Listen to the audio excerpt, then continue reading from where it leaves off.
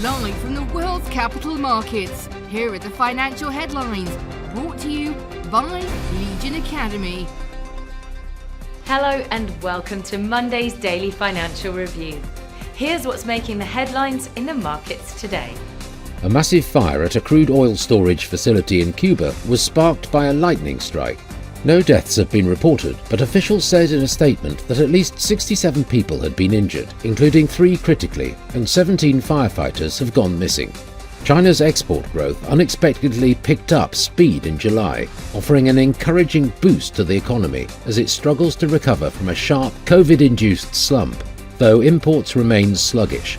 Overall sterling sentiment deteriorated after the Bank of England rate hike as recession warnings undermined confidence in the economic and currency outlook. The pound-to-dollar exchange rate dipped before a recovery as the dollar lost some ground in global markets. The pound-dollar pair fell 0.7% in the last session. The MACD's positive signal contradicts our overall technical analysis. The Bitcoin-dollar pair exploded 1.4% in the last session. The stochastic indicator is giving a negative signal. The euro dropped 0.6% against the dollar in the last session. The ROC is giving a negative signal.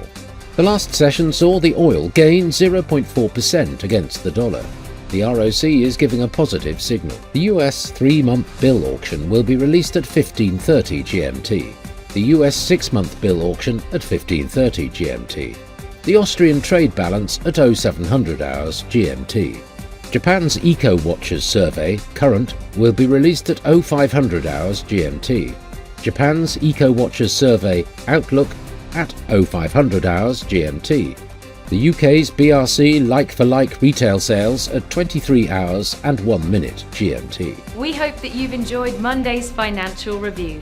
On behalf of all of us here, we wish you a productive trading day. Be sure to join us tomorrow morning for the latest news and events from the financial markets.